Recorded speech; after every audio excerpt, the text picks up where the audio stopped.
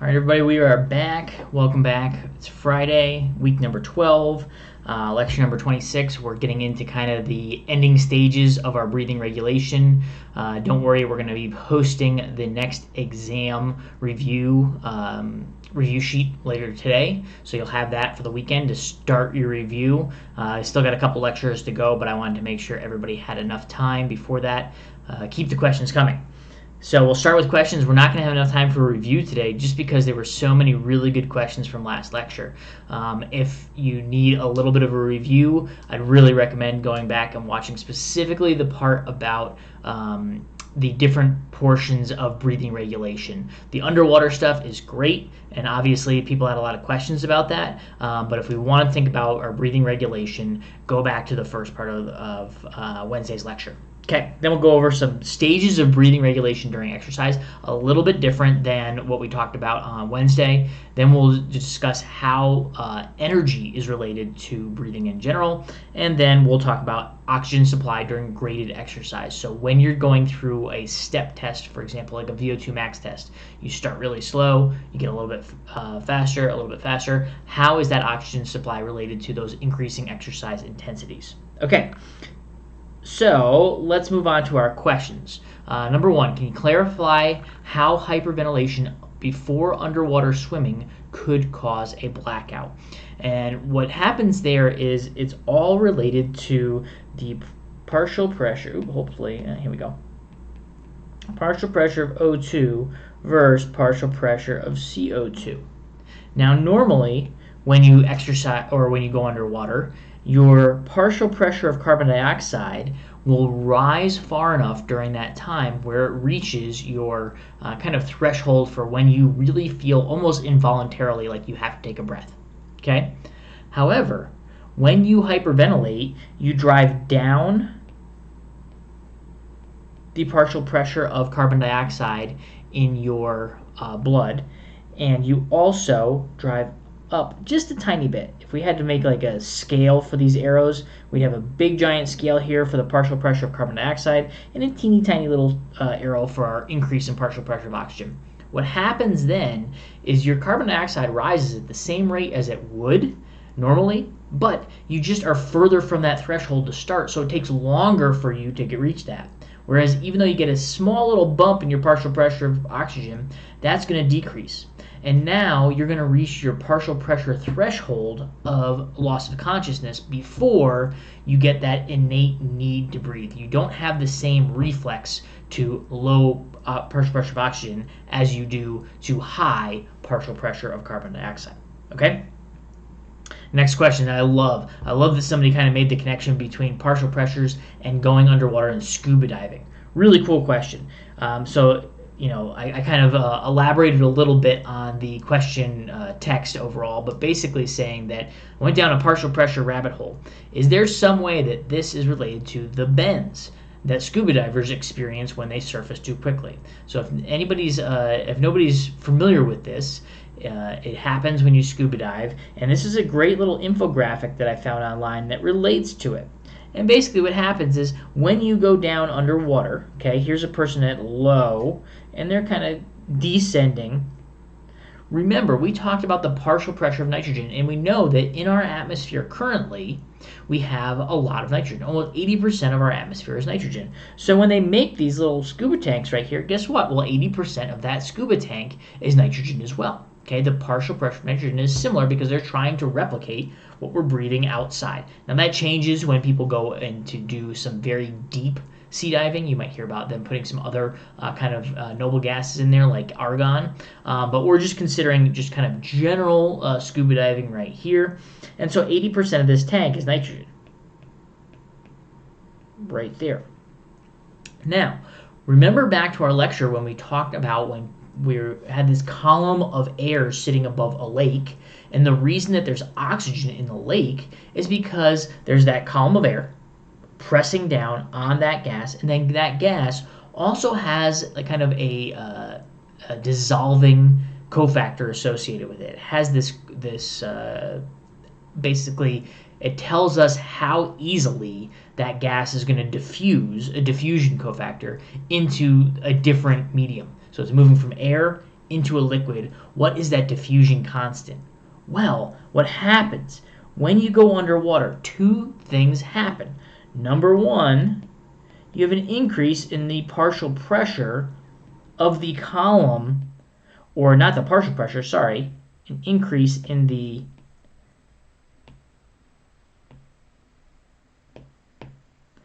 atmosphere, right? Because the pressure all around your body, and specifically pressing on your lungs, is going up, right? And then number two, a decrease in the dissolving constant. And a decrease in that dissolving constant means that it's easier for nitrogen to move into our blood when we go underwater. It goes into our blood more easily, and we have an increased pressure pushing that nitrogen in a little bit more. Well, then if we decide to surface, what's happening is as we are coming up, the amount of atmospheric pressure is going down, okay? And also the dissolving constant is moving back up, so that gas is going to try and move in the opposite direction. That nitrogen that was in our blood is not doing anything wrong in there, but as we're trying to move up, you can see here's the off-gassing of nitrogen. Remember, that nitrogen is going to try and get out of the blood very quickly because the atmospheric pressure is going to be lower on the outside, and that nitrogen, just like uncapping a soda bottle, wants to move out of solution. But the only place it can move out of solution is at the lungs because it passes into the alveoli, and then you can breathe out that nitrogen. But if you come up too quickly, that nitrogen is trying to come out of solution so fast that your lungs can't keep up. And so it's going to try and get out through all the blood vessels and everywhere else. And specifically, people talk about it coalescing around their joints, and they have a lot of joint pain associated with ascending out of a dive too quickly. So if you ascend too quickly, basically what happens is all that nitrogen that went into your blood when you were at a deep level can't get out fast enough, and therefore it's going to bypass your lungs. You don't breathe it out, and now it's just stuck in kind of your interstitial fluid. And then it takes a long time, and people will have to go into like a decompression chamber where you recompress to force that nitrogen back into your blood and then slowly bring you out of that pressure. Okay, so they basically repeat like going down into low depth. Okay, so that's why the bends happen. It's not specific to partial pressure, it's more specific to these two factors right here. Increased total pressure pushing and a decrease in that dissolving constant of nitrogen. Cool question. All right, let's move on. This was another good one because we did two examples. And the thing here I'm saying is, so wait, is hyperventilating before going underwater a good thing or a bad thing?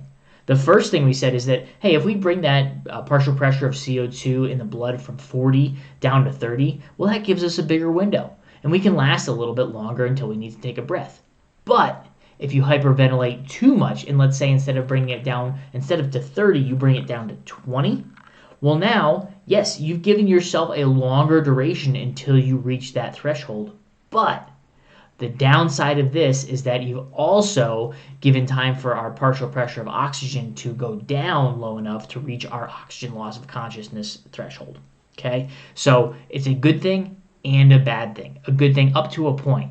You know, you kind of get it's like eating popcorn. You know, you eat popcorn and it's like, oh, this is good. And then you hit that point, you're like, I should probably stop eating popcorn right now. And then you don't. And then a couple hours later, you really regret it because you have a bad stomach ache, right? That's the same thing with hyperventilating before you go underwater. You do a little bit of it, you're going to have a nice benefit. If you do too much of it, you know, you might pass out from lack of oxygen. Okay? And the second part of that question is, should I hypoventilate before going underwater, meaning breathe too little? And we don't want to do this because we know that hyper equals increased partial pressure of O2 and a decreased partial pressure of CO2. Okay? And that decreased partial pressure of CO2 is what enables us to hold our breath for a little bit longer. But if you hypo, meaning you breathe too little before you go underwater, well, you're going to get a decrease in your partial pressure of oxygen and an increase in your partial pressure of carbon dioxide. So that's going to mean that you're going to take less time to reach your carbon dioxide threshold for having to breathe. So you want to hyperventilate just a little. Next, are there any symptoms of loss of consciousness due to O2 deficit blackout? Definitely. We talked about that specific to like Navy SEALs who are doing some training, or even you'll see this in like, some swim coaches who aren't super, up on their physiology, think it's just going to toughen their athletes up if they make them do a bunch of underwaters. Well, the downside of that is the athletes want to do it, and the Navy SEALs want to do it because it's part of their training. And they're going to ignore a lot of the signals. So you're not going to get the same signal you would with CO2, but you are going to get some, thoughts of needing to breathe as well. So yes, you will have symptoms that you need to breathe. Okay, a couple more, 3 more. Do Olympic caliber swimmers have a higher CO2 threshold due to their constant breath holding? So meaning that we talked about last time, we said, hey, most people around 50 millimeters of Hg CO2 is where that threshold is going to happen. With swimming, do we raise that threshold a little bit? And I don't necessarily know the answer to that one. Do they have that? The one thing that they do have due to training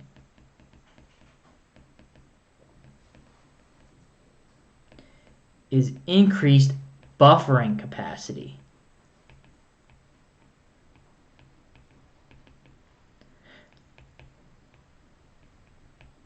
Remember, with our HCO3 minus, that kind of guards that CO2 from participating in the partial pressure of CO2. So the answer to this one is, do Olympic caliber swimmers have a higher CO2 threshold? Probably not. They're probably still sitting at 50, but it takes more carbon dioxide production. What's going to happen is their slope of this line is going to be a little bit more shallow because they have more ability to bind that carbon dioxide to a bicarbonate ion right there. Okay? 2 more. Do we know how much longer hyperventilating can increase breath holding? And that depends. And we can think about the number of factors that this depends on. How long do you hyperventilate?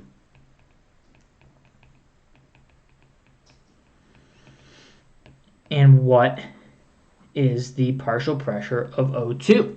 Okay, so obviously at sea level, you're going to get a bigger benefit to hyperventilating before you go underwater because remember, there's a greater partial pressure of oxygen at sea level than there is at high altitude. So when you do that hyperventilation and bring that partial pressure of oxygen in your alveoli to be closer to the atmosphere, well, you're creating a bigger gradient when you're at sea level. So the partial pressure of oxygen is going to depend on that.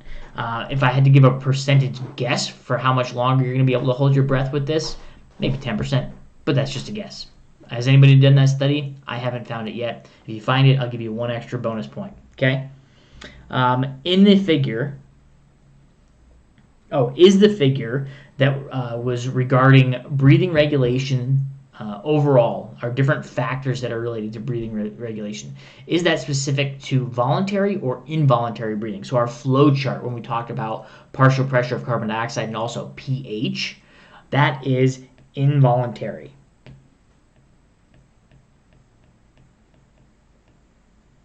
Okay, this is not voluntary breathing overall. This is just, you're not even going to perceive it. When you have an increased partial pressure of carbon dioxide in your blood and a decreased pH, you will naturally start breathing faster. Why do you think your breathing frequency goes up when you exercise? We're going to talk about that today. Okay, so let's talk about some breathing factors that we have during exercise in general. Overall, let's pull these notes up here. Okay, so here we go. Get everything organized. We have our kind of big umbrella over the top that we call our neurogenic factors. And these are obviously, if we had to define this term right here, controlled by the nervous system.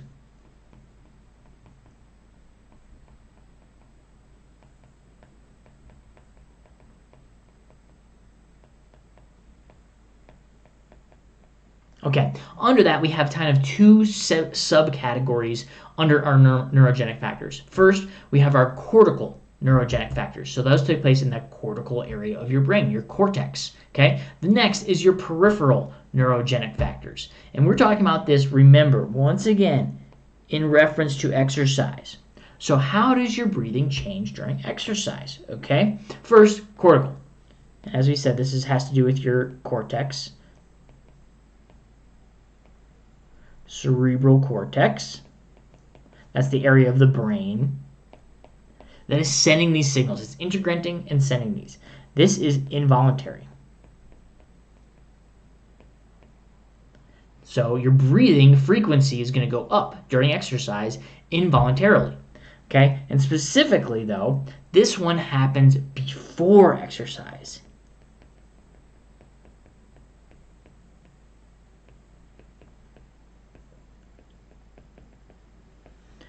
I'm sure that anybody who's participated in like a 5K or maybe some sort of swimming event or any aerobic endurance exercise kind of competition where you're about to try to exercise hard, you know when you're stepping up to that starting line, you can sense that your breathing is a little bit faster. That happens because your brain is anticipating. Anticipatory breathing is anticipating, hey, my body is about to use more oxygen. I better start breathing a little bit more right now just to help increase that partial pressure of oxygen. So when I need it, it's going to be elevated to help me with getting that oxygen to my working muscles. Next is peripheral neurogenic factors, okay? And this is related to your blood chemical state.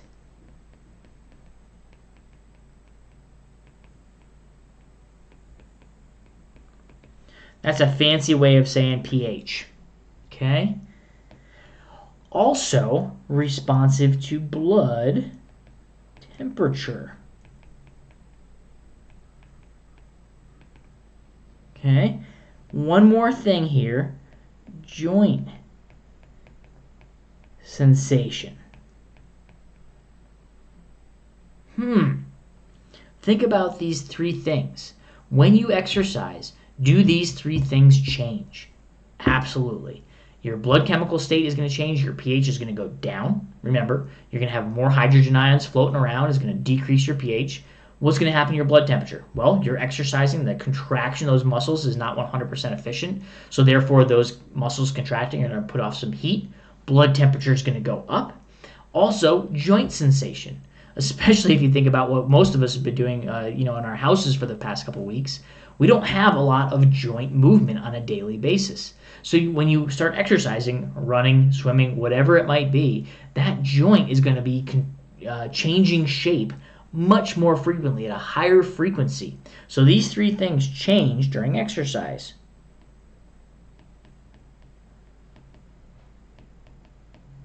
The result of those three things, hold on. Direct muscle feedback. So that's the contraction itself. All four of these factors, right there, okay, change during exercise. And when they change breathing frequency. So when we think of our pH going lower during exercise, our blood temperature getting warmer, our joints contracting more, normally we think about, we don't want that to happen. Let's keep our blood temperature down. Well, it's actually a very nice feed-forward mechanism for us that allows us to control our breathing because we need more oxygen if our muscles are contracting more. Okay, so those are kind of it's the big zoomed out picture of what's changing. This is kind of before and during exercise. But we can go a little bit further with this overall. All right. What about our breathing regulation? All right, we're going to have a couple factors here that are related to this in general. So let's start with this. We'll do this right here. This is rest. Okay, let's move that up so you can see that. Good, now you can see it, rest. All right, after rest, let's see, maybe I can actually get rid of this toolbar down here. Guess not. We're going to have phase 1. Then we're going to have phase 2. Oops. We'll have a little bit of a phase 3 here.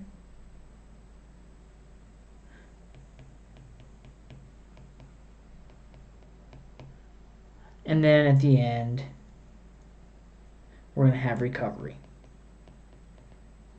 So right now we're talking about how these different phases of breathing regulation during exercise are regulated, okay? And on our y-axis, so this is like time or phase.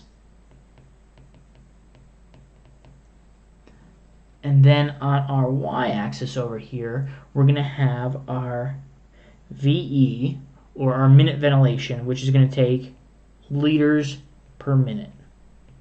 How many liters per minute of O2, or total volume, this is our pulmonary ventilation, how many liters per minute are you going to be breathing in? And we know, let's do this, here's 10. This is going to be 20 right there.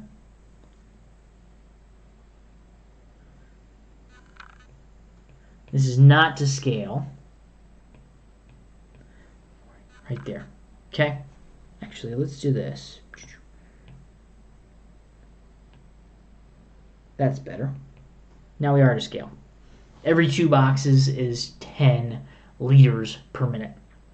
At rest, we start out, around 5 or 6 liters per minute. Remember, we have already done this. Let's move this to red and make it a little bit thicker. Okay, here we are at rest. We have this nice kind of 6 liters per minute that's going to be happening. When we first start exercising, phase 1 is going to be that first kind of 20 seconds of exercise. We're going to get a big jump in our breathing frequency and our tidal volume in that time. So in phase 1, right there, okay? Oops, let's get here. Overall, that's the first 20 seconds.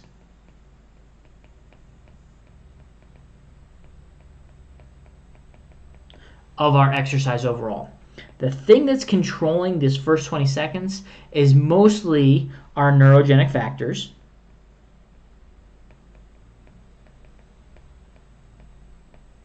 That we just went over. And you're going to have cortical and peripheral.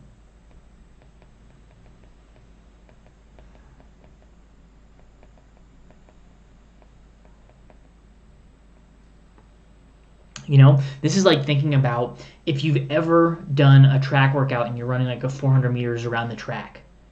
In that first little bit, when you first start from the start line, in that first 100, when you're running around the first curve of that 400, you probably feel pretty good. You probably wouldn't even need to breathe that much during that time.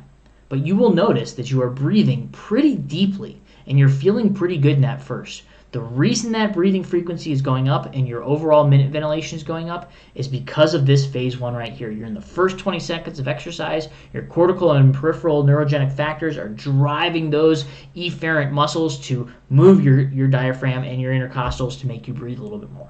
Okay, so then after that, first 20 seconds have gone down. Now we're going to kind of have this phase right here where we're going to kind of slowly rise to meet demand. Okay, there's our phase 2 right there. And phase 2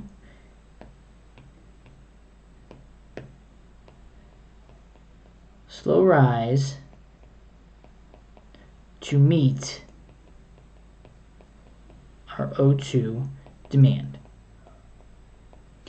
And what I want to say here is this wouldn't necessarily be like a 400 now. Now we're talking about if you were at the start of like a half marathon, okay? Because now, after the end of phase 2, what's happened is your energy or your oxygen supply has met the energy demand. The next figure that we're going to draw here is going to go over how those two things are related, okay? So this is a slower rise to meet our oxygen demand, and this is controlled or monitored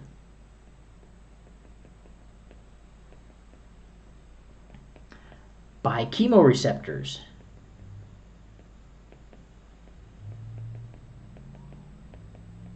The same chemoreceptors we talked about during your control of breathing at rest that are in your aorta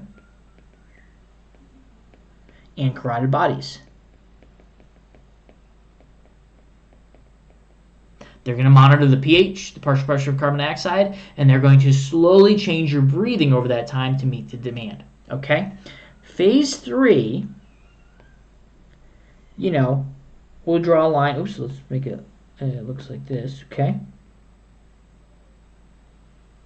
Look at that. Okay, you've reached a nice steady state during phase 3. But actually, if we zoomed in, phase 3 looks a little bit different. It's almost like your thermostat. It's going to look more like this.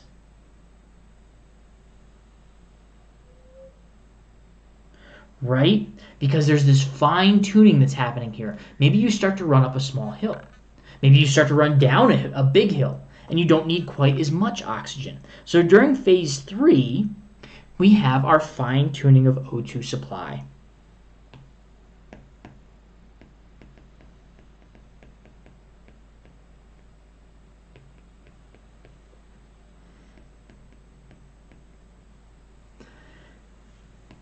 Also, we've reached steady state. I'm sure if you're an athlete, you've heard this term a lot. I know on the rowing team, we would get on the rowing machines and then do like a steady state workout, basically meaning that it wouldn't be too hard. The purpose here was to make sure you got into an aerobic area where your oxygen supply was able to meet the oxygen demand.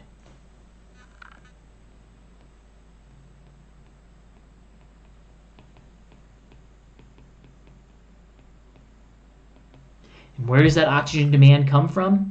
Electron transport chain. We need that electron transport chain to utilize that oxygen, throw those electrons on there to get rid of it. Okay, that's where the oxygen demand is coming from during our skeletal muscle contractions. Okay, last phase of this guy over here is our recovery. And during recovery, you've crossed that finish line of your 5K that you're running. Does your breathing frequency go down immediately? No, it takes a little bit of time. And it's kind of like a parabolic little shape here that looks like this. And it takes a little bit of time for that breathing to go back to normal. And we're going to go over why that happens in just a minute. But during our recovery overall, this is the removal of our neurogenic factors.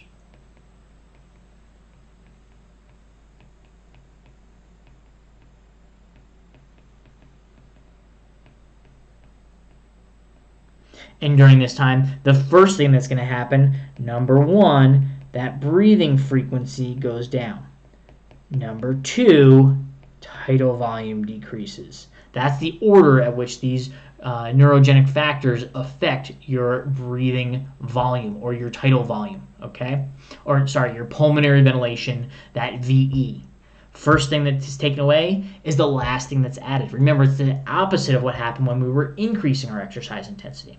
Okay, so those are the kind of the 4 phases that we have of the different regulation of exercise breathing overall. But let's move on. Let's talk about how this is related to energy cost. Okay, so what we're going to do here is we're going to talk about, let's see if I can zoom just a little bit to get this picture a little bit bigger. Nice. And what we're going to be doing is we're going to be running at 7 miles per hour for 14 minutes. This is, Dr. Johnson's classic treadmill workout. This is the best workout you can do. All you need is 14 minutes. Run at 7 miles per hour for 14 minutes. That's the workout we're talking about today. Okay, and what we're going to do is on our first x-axis, we are going to put oxygen consumption.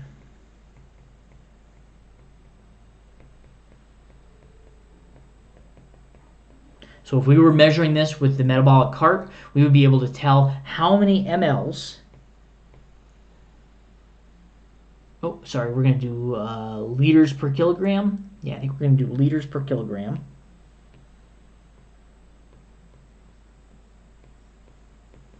Yes, this is right. Not mLs, because we want to have a lot higher than this. This is liters of oxygen per kilogram of body mass per minute. Okay? On our second x-axis, we are going to do energy demand.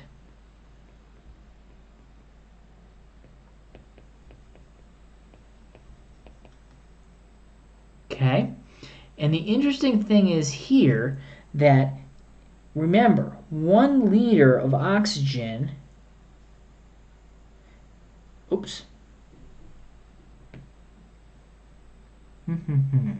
Oh, kcals per minute. There we go.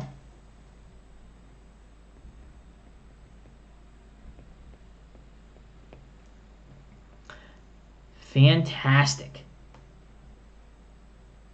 What we have here is about 15 liters. Here we go. We're going to put that in line with 5.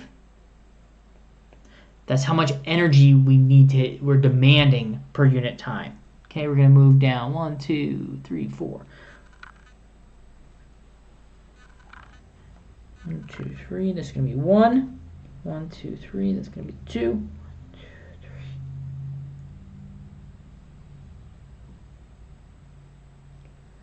3. 1, 2, 3. Okay, there we go. We got our 5 kcals per minute that we're going to be demanding during this exercise. That'll be in red, okay? And if we start with our black, at exercise, we know, or at rest, sorry, in minute -5 before we start exercising, we know that our normal resting VO2 is about 20 mLs per kg, so we'll put it at 20 or 2 liters. Here we go. That's the oxygen consumption. This is not our pulmonary volume, which is way different than this, okay? This is how much oxygen we're consuming, about 2 liters per kilogram per minute. And there we are, up to rest right there, okay? Let's make this a little bit darker just to make it a little bit easier to see. Here we are, 2. Perfect. So, now, here I am. Actually, let's go back to red. Energy demand during rest. Well, you're less than a calorie a minute. You're very well matched up with that line. Oop, I don't want it to totally overlap. Let's see if I can get it to go just a little bit underneath. There we go. Nice parallel line there with our energy demand. Okay, now I've gotten to half acre. Once half acre opens again, okay, I've changed. I got my total workout gear on. I went to Gymshark. I got the whole outfit. I'm gonna get the workout done. Gotta get that workout in. Okay, so at minute 0, I am standing over the treadmill with 1 foot on either side of the belt, and I'm about to step on. I have the thing cranked up 7 miles per hour. I don't want to waste any time. I want to be running 7 miles an hour from the second I step on that. Okay, so what about the energy demand? How does the energy demand change once I go from standing at rest to now running on the treadmill? Is there a slow increase, or does it go up right away? Well, think about it for a minute. The energy demanded to run at that pace doesn't take its time getting there. It is 5 kcals per minute from the moment you step on that treadmill. So we go right up to here. Here we are. There we go. And what's going to happen is I'm going to run for exactly 14 minutes at that pace. Over the duration of that run, does that energy demand change? No. The energy needed to run at 7 miles per hour for myself does not change over the course of that. Okay? So that happens. And then I'm going to finish my 14 minutes, 13:58, 13:59, 14 minutes. I hop off the treadmill. I'm once again back at rest. What has happened to my energy demand at that point? Well, it's gone right back to where it was. Immediately. No break in this change in energy demand. And now I am in my recovery right after this. That is energy demand right there. Okay? So, how does this relate to oxygen consumption? Well, oxygen consumption, when we first start breathing, remember, we showed right up here, oh my gosh, it doesn't immediately go up to where it's going to be. It takes some time to get there. So if I go down to here and I want to talk about my breathing regulation during this time, well, in that first 5 minutes, I got a nice big spike at the beginning, and then we kind of have this slow rise right here. There's our phase 1 and our phase 2. Okay, and then eventually, oh nice. Got too close. There we go. I reach my steady state.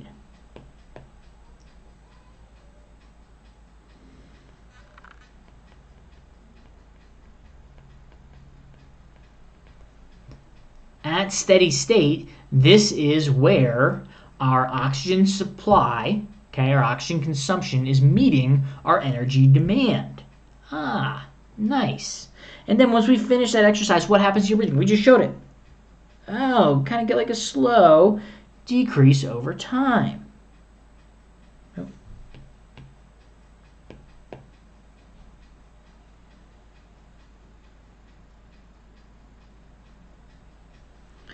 Interesting. So our oxygen consumption is not necessarily meeting our energy demand overall. We have a gap that we're filling here. So the first thing we need to do is we need to think about the first disconnect. This space right here. We are not consuming